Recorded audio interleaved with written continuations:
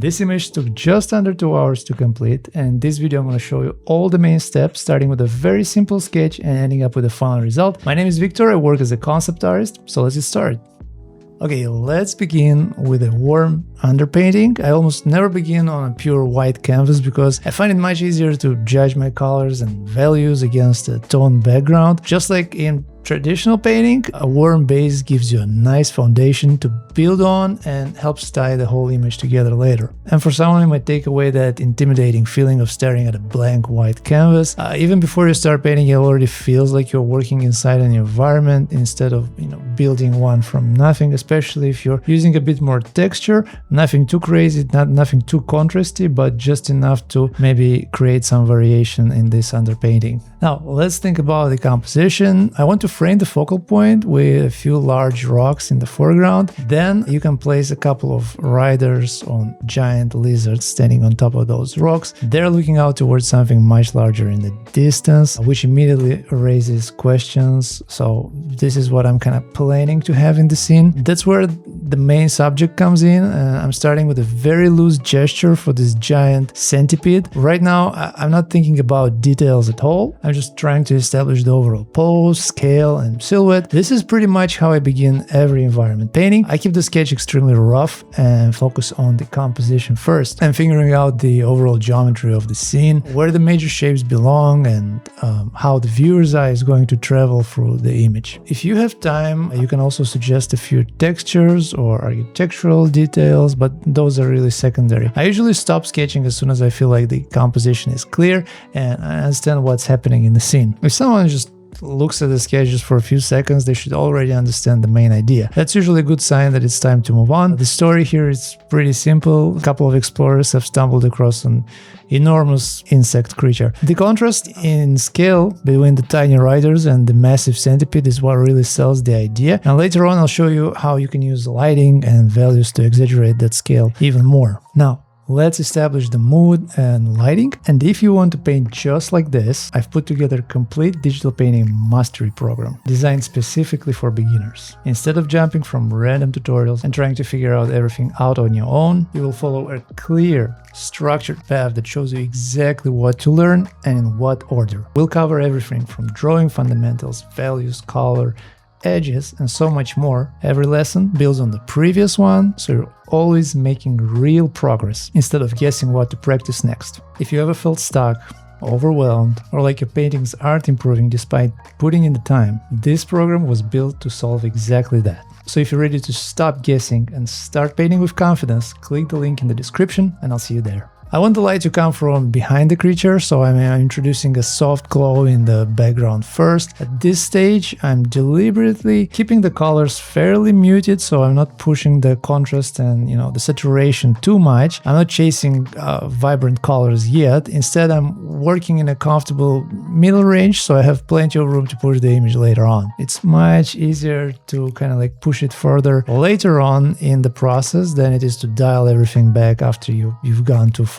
and you've used all your value ranges. Next, you can start blocking in the major elements, the trees, the foreground vegetation, the rock formations. Everything gets a simple pass of flat color. Then you can move on to the centipede, for example. I'm choosing a slightly desaturated brown as a starting point. Nothing final yet. I'm simply trying to separate it from the rest of the environment. You can block these shapes with a texture brush instead of making perfect selections. It just keeps the edges more natural, and sometimes those accidental brush marks end up making the design even more interesting. Don't forget to pay some attention to the foreground and the middle ground. Right now those planes feel a little too close together, so I'm adding a few extra rocks and ground elements to create a bit more depth. Later on we'll reinforce the separation with some fog, but it's always easier if the composition already supports it. Now let's shift our attention back to the foreground. It's still very simple, so I start adding a little variation in the vegetation. Nothing nothing too complicated, just adding a little bit of interest in those shapes. I've also added soft layer of fog. Since it's its own layer, you can move it around, stretch it, adjust it until it feels just right. Small adjustments like this can completely change the depth of your scene. You'll probably notice that I'm constantly bouncing between different parts of the painting. That's intentional, of course. I rarely finish one object before moving on to another because every decision affects everything around it, and it also affects the consistency of the whole image. Let's quickly block in the lizards and the riders. For the lizards, I picked a cooler, slightly bluish color to separate them from a warmer environment. Again, these are just placeholders. Once every major shape has a local color, we can finally start describing the form. This is where the painting begins to come alive. I start with the foreground shadows, then I gradually work my way through the rest of the scene. The centipede is definitely the biggest challenge here. Before adding details, you need to understand how it's built. Pay attention to the larger forms. How does the body twist through space? How does the light wrap around those forms? I decided to place the light source somewhere toward the upper left.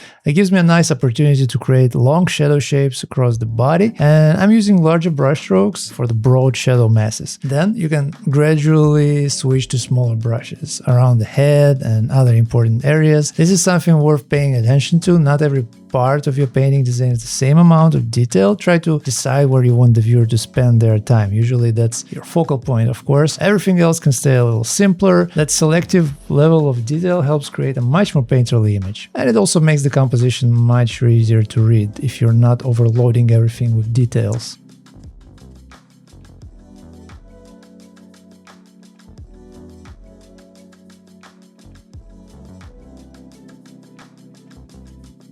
Throughout this whole process, I'm constantly zooming in and out. When you're zoomed in for too long, it's easy to lose sight of the overall image. Zooming out helps you spot value problems before they become difficult to fix. It's also a great way to check whether the focal point is still doing its job. If your eye immediately lands where you want it to, you're probably on the right track. I'm also adjusting the values quite often. Sometimes I use curves, sometimes I'll tweak it the saturation, other times I'll simply paint over an area with a lighter or darker brush, whatever gets the job done. The important thing is to keep evaluating the image instead of treating every decision as permanent. Now you can refine some of those remaining elements. The riders in the foreground were still extremely rough, so I'm cleaning up their silhouettes first. Even though they're relatively small, they still need to read clearly against the background. Then you can continue building the shadows. I am thinking about both form shadows and cast shadows, of course. How does the object turn away from the light? Where do the soft transitions happen? And where do we need sharper edges, of course? Those subtle changes are what make simple shapes feel three-dimensional. While that's happening, I'm also adding more richness to the background, a little bit of color variation, a few texture changes, some adjustments to vegetation, nothing too dramatic. I'm mostly trying to unify those larger background shapes so they don't feel disconnected from one another. Let's introduce some lighter values to our planes. These are the surfaces that face the light most directly. Adding highlights at this stage really helps explain the forms, of course, especially on the centipede's body where those subtle highlights help define each segment. You'll notice I'm still being selective. Not every edge needs a highlight. Sometimes leaving areas understated actually makes the brighter accents feel much stronger. I'm also adding a bit of warmth to the foreground rocks. It's a small color shift, but it helps separate the foreground from the cooler background. If you have good reference images, this is another great time to glance at them a bit. Even if you're painting a fantasy creature, references can give you great ideas for color variation, texture, lighting, and so much more. One habit you'll probably notice throughout the entire process is that I'm constantly jumping around the canvas. I almost never finish one object before moving to another, so working this way helps keep the whole painting progressing together. It also makes it much easier to judge values and colors because everything evolves at the same time, or at least pretty close. Now let's spend a little bit more time on the atmosphere. I'm refining the fog instead of leaving it as one soft, airbrush shape. Let's introduce subtle color variation with some greenish tones maybe. Those little ships will help sell the idea that it's an unfamiliar, slightly hostile world, maybe with strange vegetation, oversized reptiles, and enormous alien insects. Those environmental subtle cues are often more effective than adding dozens of extra details. Before wrapping up, I always check the painting in black and white. Removing the color lets you evaluate the values on their own. If the painting still reads well in grayscale, you're usually in good shape. Finally, zoom out one last time and look at the image as a whole. I'm checking for areas that feel too noisy or disconnected. Then I go over the edges and add a bit more variation over there. Some edges might become softer, others stay crisp around the focal point. Those final adjustments may seem subtle, but together they make the painting feel much more polished and help guide the viewer's eye exactly where you want it to go.